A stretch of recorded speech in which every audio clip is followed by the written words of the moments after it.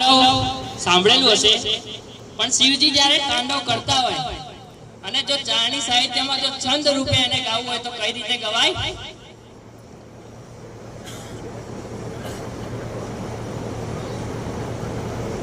AG share Sung સંવિસા